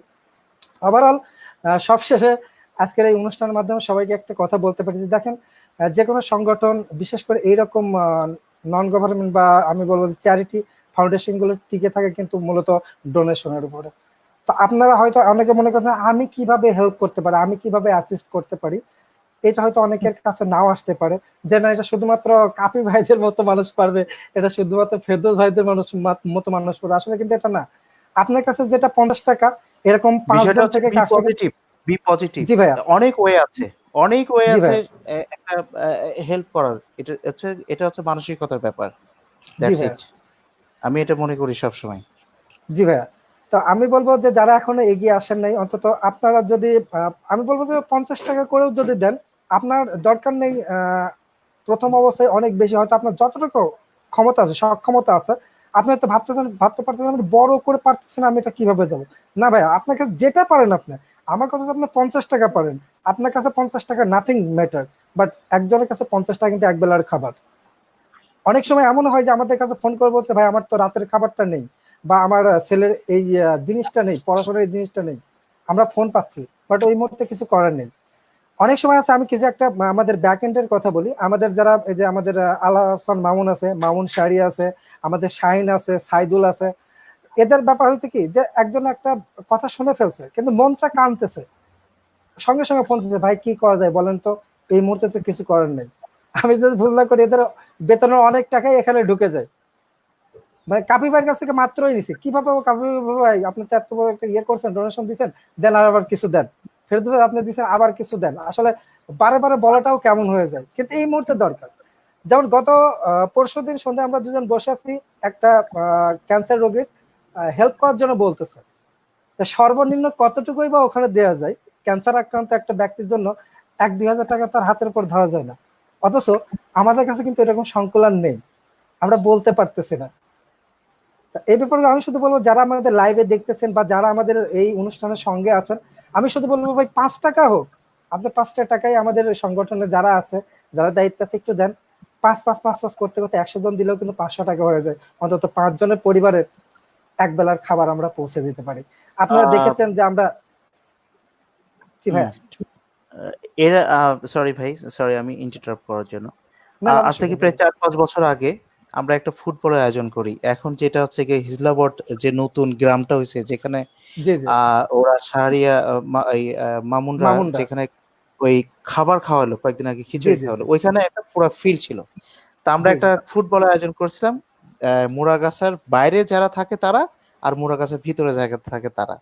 তো ওই দিন জি জি। রাত্রে আমরা একটা অনুষ্ঠান করি, আমাদের সিনিয়ররাও ছিল অনেক, চিটাগাং ছিল, ঢাকা থেকে যারা গেছিল, আমরা তখন সবাই একটা আলোচনা করেছিলাম। তা আমার একটা ইয়ে ছিল, যে আমি চাইছিলাম যে ওখানে আমার একটা ধারণা, দেখো শারিয়া তোমরা আছো তো সবাই, এখানে এটা করতে পারো নাকি গ্রামের অনেক অধীনস্থ মানুষ যারা আছে, যাদের মেয়ে বিয়ে দেওয়ার সময় অনেক সময় অনেক লজ্জায় অনেকের কাছ থেকে এই সুদে টাকা নেয়। হ্যাঁ, জি জি। তো এটার একটা ভালো একটা ইয়ে হতে পারে যে একটা অ্যাকাউন্ট মেনটেন করলাম, যেখান থেকে এটার বাবদে কিছু টাকা সবসময় একটা 20,000 10,000 যাই পারে, এরকম অনেক মানুষ আছে গ্রামের মধ্যে, অনেক মানুষ আছে। আমার জানা মতো একটা গ্রাম আছে আমাদের গ্রামের পাশেই, যারা শিক্ষিত ছেলেপেলে যারা ছাড়ে বাইরে চাকরি করে, অনেকে আর পুলিশে চাকরি করে, আর্মি চাকরি করে, অনেকে বেসরকারি গার্মেন্টসেও চাকরি করে আমাদের মতো, আরো অনেক অনেক বিভিন্ন ইন্ডাস্ট্রিতে চাকরি করে, তারা প্রতি মাসে একটা ডোনেট করে, 100 500 যার যেরকম অবস্থায়, সেই টাকাটা শুধুমাত্র বিয়ের অনুষ্ঠান, বিয়ের জন্য। যারা মানে আল্লাহ তো সবাইকে দিন পরিবর্তন করে, অনেকে অনেক সময় ভালো থাকে, অনেকে অনেক সময় খারাপ থাকে, আল্লাহ সবসময় পরীক্ষা নেয়, এই পরীক্ষাটাকে ধৈর্য হারা হলে হয় না। তো এইটা একটা ভালো একটা দিক যে এই বিয়ের যদি কোনো মেয়ের বিয়ের সময় যদি এই ধরনের একটা সহযোগিতা পায়, অনেক মেয়ের টাকার অভাবে বিয়ে হচ্ছে না, অনেক মেয়ের একটা ভেঙে যাচ্ছে, সংসার ভেঙে যাচ্ছে, একটা বাইসাইকেল বা একটা মানে সাধারণ একটা লেপ তোশক, সাধারণ কিছু টাকা হয়তো 10-20 হাজার টাকা হলে ভালো একটা এটা ইয়ে করা যায়, মানে তার বিয়েটাকে সুন্দর মতো করা যায়। এটার একটা আমার এটা অ্যাডভাইস, এটা যে ঠিক হবে কিনা সেটাও বলতে পারি না, বাট এটা একটা চিন্তা করে রাখো একটা তোমাদের। এই যে ভাই বললো যে শুধুমাত্র কম্বল এবং খাবার দেওয়াটার মধ্যেই কিন্তু একটা মানে সমাজ এই মানে ভিতরে থাকাটাই হলে চলবে না, আরো কিছু আহ কিছু ব্যাপার আছে, এডুকেশনের ব্যাপার আছে। যেমন এখন বন্যার একটা সময় আছে, এই সময়টার মধ্যে অনেক অনেক ব্যাপার আছে, বাঁধ নির্মাণ করার হতে পারে।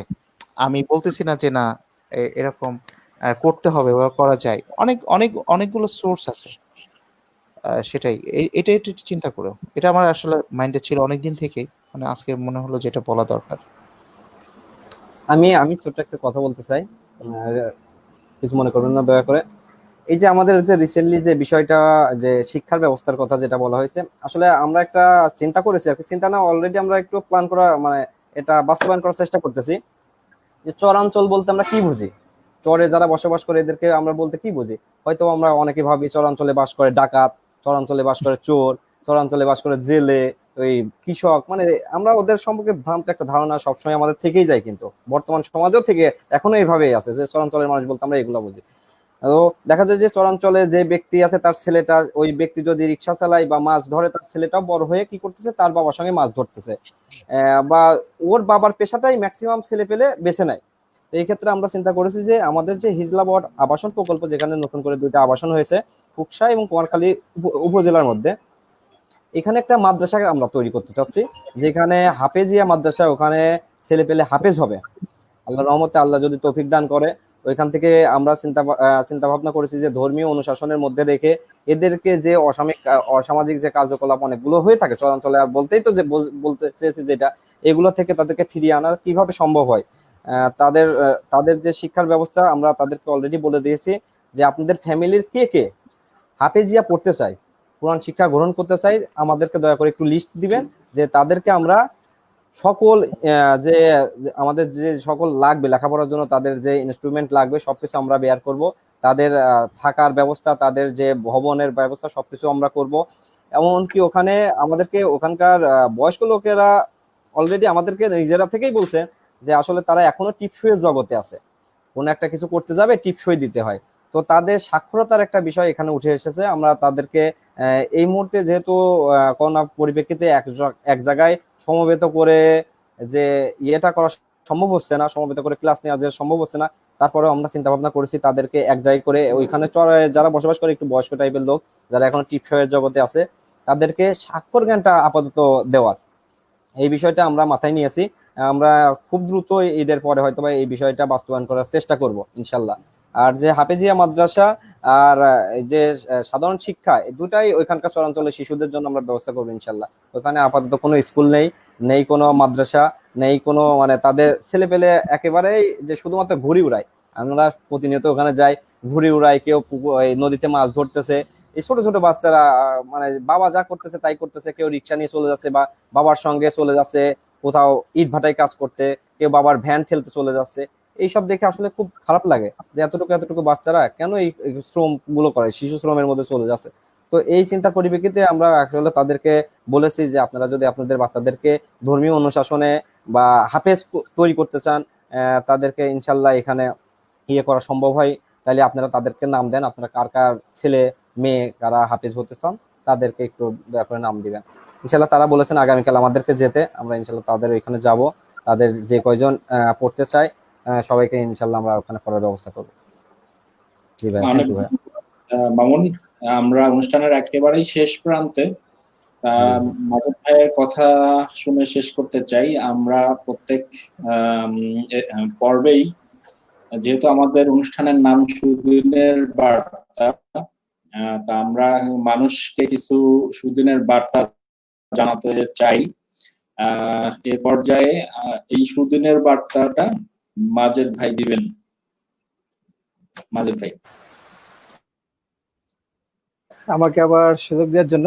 আসলে সুদিনের বার্তা আমার খোকসা এবং আমাদের প্রাণের শাহিন ভাই, আসলে আমি খুবই কৃতজ্ঞ চিত্তে শাহিন ভাইকে একবার ধন্যবাদ জানাতে চাই, যেটা আসলে হয়ে ওঠেনি, যেটা শুরুতেই দরকার ছিল। এই মুহূর্তে এসে আমার খোকসা প্লাস শাহিন ভাইকে একটা স্যালুট, যে আমাদের জোনাকির আলোকে মানুষের কাছে এইভাবে হাইলাইট করার জন্য বিশেষ একটা সুযোগ করে দিয়েছেন জন্য। গতদিন আমাদের মনিরুল ইসলাম মনি সঞ্চালক ছিল, আমি অনুষ্ঠানের পেছনে এন্ডে ছিলাম, আসলে ধন্যবাদ জানানো হয়ে ওঠে না। যাই হোক, সুদিনের বার্তায় শুধু একটা কথাই বলতে চাই, জোনাকির আলো সংগঠন যেরকম মানে টিপ টিপ করে জ্বলতে জ্বলতে 2018 সালে 23শে আগস্ট চলা শুরু করেছে, সবার কাছে দোয়া চাই যেন আমাদের জোনাকির আলো ঠিক এইভাবে টিপ টিপ করেই সামনের দিকে এগিয়ে যেতে পারে। যে বিষয়গুলোকে সামনে রেখেছি আমরা, যে আমাদের আর্থসামাজিক উন্নয়নের জন্য যে যে জায়গাগুলোতে কাজ করা লাগে, সেটা হতে পারে দারিদ্র বিমোচন, হতে পারে শিক্ষার মান উন্নয়ন বা শিক্ষার হার বৃদ্ধি, হতে পারে ধর্মীয় দিক, হতে পারে সাংস্কৃতিক দিক, সমস্ত দিকগুলো যেমন আমরা এখানে অলরেডি বলেই ফেলেছি যে আমাদের স্টুডেন্ট মানে আমি আবারও বলি যে একটা জাতিকে সামনের দিকে এগিয়ে নিতে গেলে সবচেয়ে বড় যে জিনিসটা জরুরি সেটা হচ্ছে শিক্ষা। একটা মানুষকে যদি আপনি শিক্ষাটা দিয়ে দিতে পারেন, সুশিক্ষায় সে যদি শিক্ষিত হয়ে উঠতে পারে, তাহলে তার অন্তত খাদ্য, বস্ত্র, বাসস্থান, চিকিৎসা এই চারটার চিন্তা করা লাগে না। আলটিমেটলি শিক্ষা থেকে সবকিছু চলে আসে। তো ওই জায়গাটাকে পিক করে আমরা আগামী দিনগুলো চলতে চাই। আর অ্যাজ ইউজুয়াল আমরা যে কাজগুলো করতেছি, সচরাচর যে কাজগুলো দেখতেছেন, আপনারা দেখতে পাচ্ছেন, এছাড়াও আমাদের গোপনে গোপনে কিছু কিছু কাজ থাকে, যে কাজগুলো আসলে এভাবে লাইম লাইটে নিয়ে আসা যায় না, নিয়ে আসা উচিত না, সেগুলো করে যাচ্ছি। এবং এই চলমান প্রক্রিয়ায় আপনাদের সবাই যারা আপনারা দেখতেছেন আমাদের সাথে, শাহিন ভাই, আমি আপনার মাধ্যমে যারা আছে সবার কাছে বলবো যে আপনারা আপনাদের জায়গা থেকে একটু জোনাকির আলোর দিকে আপনাদের হাতটাকে একটু প্রসারিত করে যাবেন, যেন জোনাকির আলোটা যত কথা সহ্য করা লাগে আমাদের ভাই, ছোট ভাই যারা আছে, আমাদের ভাইস্তা যারা আছে, সবাই যেন সমস্ত কথা সহ্য করতে পারে, সে প্রসেসটা আমাদের ব্যাক এন্ডে যারা আছে, উপদেষ্টা মন্ডলী আছে, আমরা চেষ্টা করে যাবো ওদেরকে ঠিকঠাক মতো রাখার। কিন্তু অনুষ্ঠানটা মানে আমাদের জোনাকির আলো সংগঠনটাকে টিকিয়ে রাখার জন্য আরো সুদূর প্রসারী যে সমস্ত চিন্তা ভাবনা করছে, এগুলো ঠিকঠাক মতো যেন আমরা পরিচালনা করতে পারি, সুসংগঠিত ভাবে সামনে এগিয়ে যেতে পারি, যেন অন্যান্য সংগঠনের মতো যে সমস্ত সংগঠনগুলো 1 বছর 2 বছর মধ্যে মুখ থুবড়ে পড়ে যায়, সেভাবে যেন পড়ে না যায়, সেদিকটা লক্ষ্য রাখবেন। আর আমি শাহিন ভাইয়ের কাছে আবারও কৃতজ্ঞ চিত্তে বলবো যে যখনই সময় হোক আমার খোকসার মাধ্যমে আমাদের জোনাকির আলোর আজকে যেভাবে এবং বিগত দিনে যেভাবে একটু সবার কাছে পৌঁছে দিয়েছেন, এভাবে মাঝে মাঝে একটু পৌঁছে দিবেন। ধন্যবাদ শাহিন ভাই। অবশ্যই আপনাকেও অনেক ধন্যবাদ, অনেক সুন্দর করে কথা বলবার জন্য। মামুনের সঙ্গে একটু কথা বলেই শেষ করি নাকি? মামুন, তোমার মাইকটা একটু অন করুন। হ্যাঁ জি ভাইয়া। একটা সংগঠন আসলে নরমালি আমি সচরাচর যেটা দেখি যে মানুষের ক্ষুধা নিবারণের জন্য কাজ করে, শীতের সময় মানুষকে কম্বল দেয়, বন্যার সময় তাদের পাশে দাঁড়ায়। আমার কাছে ব্যক্তিগতভাবে মনে হয় যে একটা সংগঠনের কাজটা শুধু এটুকুই নয়, তাদের কাজটা উদ্যোক্তা তৈরি করা, তাদের কাজ মাদকের বিরুদ্ধে কাজ করা, তাদের কাজ তরুণদেরকে ভালো পথে চলবার জন্য পরামর্শ প্রদান করা। এরকম আরো অনেক কাজ হতে পারে। জোনাকির আলো কি এ ধরনের কোনো পদক্ষেপ সামনে নেবে কিনা, মানে আমি একদম অনুষ্ঠানের শেষে, তো এটা ভবিষ্যৎ পরিকল্পনার মধ্যে এ ধরনের কোনো ব্যবস্থা আছে কিনা? হ্যাঁ অবশ্যই ভাইয়া, কারণ আমি এমনিতেই বলি, আমার সংগঠনের যে সদস্য যারা আছে, আমার ছোট ভাই আছে, আমাদের ভাইস্তা আছে, বা এলাকার যারা যারা আমাদের স্বেচ্ছাসেবক আছেন, এই স্বেচ্ছাসেবকরা হয়তো বা আজকে স্বেচ্ছাসেবিতায় যদি না জড়াই পড়তো, অনেকেই দেখা যেত আমি তাদেরকে যে কাজে এঙ্গেজ করতেছি এই কাজটা তারা না করে অন্য একটা কাজ করে বেড়াইতে পারতো, কোথাও মানে তাদের অসামাজিক কার্যে জড়াই যেতে পারতো, হয়তো বা যে সময়টা আমাদের স্বেচ্ছাশ্রমে দিচ্ছে এটা তারা অন্য কোথাও ব্যয় করতো, হয়তো ভালো হতে পারতো, খারাপ হতে পারতো। যখন একটা মানে মানুষ যখন একটা স্বেচ্ছাসেবী কাজে জড়াই পড়বে, তখন তার কাছ থেকে খারাপ জিনিস আশা করাটা খুব কষ্টের হয়ে যায়। সে নিজে থেকে করতে পারে না, কারণ তার থেকে মানুষ সবকিছু গ্রহণ করবে, তার আদর্শ বা তার চলাফেরা, তার অ্যাটিটিউড সবকিছু মানুষ ওইগুলো গ্রহণ করবে। একটা স্বেচ্ছাসেবী ছেলে কখনো অনৈতিক কাজে জড়াইয়ে পড়তে পারে না সহজেই। সে চাবে না মানুষের সঙ্গে অভদ্র কোনো কাজ করতে, কখনো চাবে না যে সমাজের কোনো একটা অসামাজিক কাজে লিপ্ত হইতে। এই কাজগুলোর দিকে আমরা বেশি নজর দিই এবং আমরা চেষ্টা করতেছি যে আমাদের যারা স্বেচ্ছাসেবক আছেন এদের সংখ্যা আরো বৃদ্ধি করতে, যাতে সবাই একটা মানব সেবার মধ্যে চলে আসে। মানব সেবা পরম ধর্ম, যেটা আমাদের কাফি কাকু আগেই বলেছেন, যে আসলে আপনিও বলেছেন মানব সেবা পরম ধর্ম। এটা আসলে বাস্তব কথাই। এই সেবায় যারা নিয়োজিত থাকে তাদের মন মানসিকতা আমার মনে হয়, আমার দৃষ্টিকোণ থেকে মনে হয় সবসময় খুব ভালো থাকে। মানুষের প্রতি একটা মানবিক দিক তাদের সবসময় তৈরি হয়ে যায় এই বিষয়গুলা। আর আমি বিশেষ করে আমার সংগঠনের যারা আছেন, যারা উপদেষ্টা মণ্ডলীর সদস্য আছেন, বা আমাদের যারা আছেন, এই বিষয়গুলো আর কি সব থেকে বেশি যাদেরকে আমি উৎসর্গ করি। আমাদের সঙ্গে ছিলেন আবু হায়দার কবির কাফি কাকু, আমাদের ফেরদৌস কাকু যিনি আজকের আমাদের গেস্ট ছিলেন, বাট উনি কোনো কারণে জয়েন করতে পারেন নাই। তৌফিক ভাই আছেন, মুকুল ভাই আছেন, তরিকুল ভাই আছেন, আজকে মাজিদুল ভাই জয়েন করেছেন, আমাদের ফারুক মামা ছিলেন, উনিও চলে গেছেন। আর আমাদের স্বেচ্ছাসেবিতায় যারা আছেন, আমাদের প্রতিষ্ঠাতা সভাপতি শাহরিয়ার মামুন, আমাদের সাংগঠনিক সম্পাদক আছে শাহিন, কোষাধ্যক্ষ আছে শাহরিয়ার নাজিম, আছে দীপঙ্কর, সুমন, শান্ত, সাইদুর। এরা যারা আছে অসম্ভব পরিশ্রমী এরা, এবং সবসময় লয়াল একটা এরা সবসময় আমাদের সংগঠন নিয়ে চিন্তা ভাবনা করেন, সবসময় কাজকর্ম করে চলেন, আমাদের সঙ্গে আছেন। আমাদের সবসময় এই যে আমাদের জোনাকির আলো যে সুন্দর একটা লোগো তৈরি করে দিয়েছেন, বিশেষ করে একে অসম্ভব ধন্যবাদ দিই যে আমাদের এই নামের সঙ্গে তাদের একটা সামঞ্জস্য তৈরি করা, একটা লোগো তৈরি করে দিয়েছেন, যে জোনাকির আলোর লোগো আমাদের পেজে আছে। এই পেজের লোগোটা যিনি তৈরি করে দিয়েছেন সম্রাট, যিনি আমাদের সার্বিকভাবে সবসময় সহযোগিতা করেন, উপদেশ বুদ্ধি পরামর্শ তিনি একটা সংগঠনের সঙ্গে যুক্ত আছেন, যেটা হলো ঢাকাতে সেটা হলো মজার স্কুল, যে সরি মজার স্কুল যে সংগঠন, উনি ওইখানে লিপ্ত আছেন, ওইখানে কাজ করেন সবসময়। ওর কাছ থেকে আমরা অনেক কিছু কালেক্ট করি, এই আমাদের চলা বা আমাদের কোন কাজ করলে ভালো হবে মানুষের। কারণ শত্রু, এক কথায় বাংলা কথায় বলতে গেলে শত্রু কথা বলবো, স্বেচ্ছাসেবিতায় যারা থেকে যান অনেকেই কেন জানি শত্রু হয়ে যান, কেন সেটা আজও পর্যন্ত বুঝতে পারি না।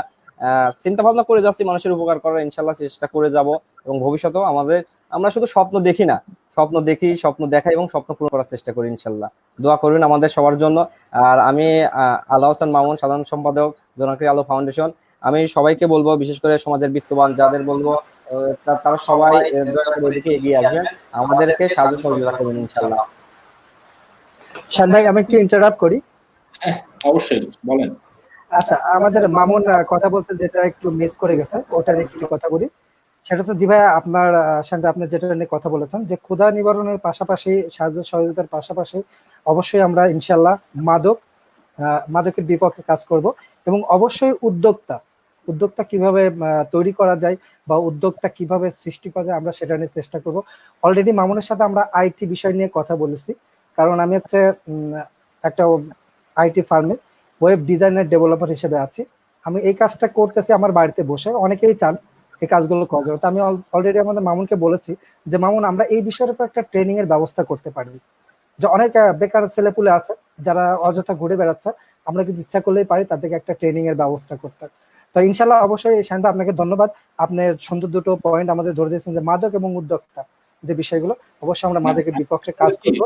একজন মানুষকে 10 বার সাহায্য করার থেকে ওই মানুষটাকে যদি প্রতিষ্ঠিত করা যায়, তাহলে কিন্তু একটা ওই মানুষটাই আরো 20 জনকে হয়তো সাহায্য করতে পারে। জি ভাই, জি ভাই, থ্যাংক ইউ। সাহায্যটা সত্যিকার অর্থে কাজে লাগে, কারণ একজনকে খাবার দিলে সে খেয়ে ফেললো, ব্যাপারটা আর কিছু হলো না, তৈরি হলো না আর কি।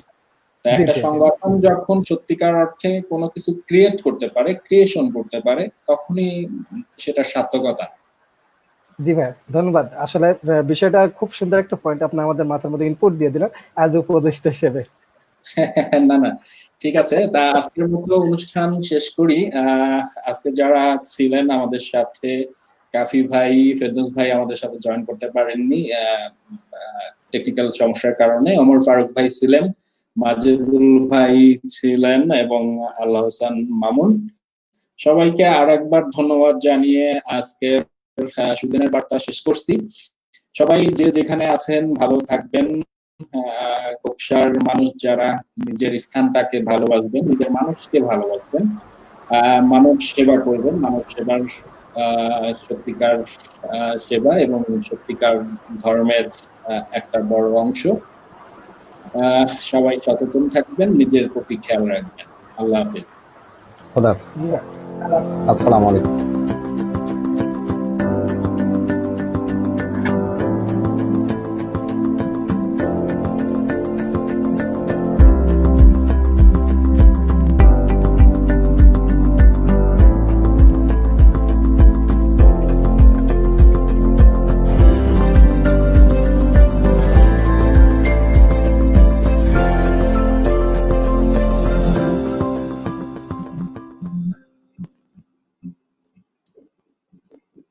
আমাদের শ্রদ্ধেয়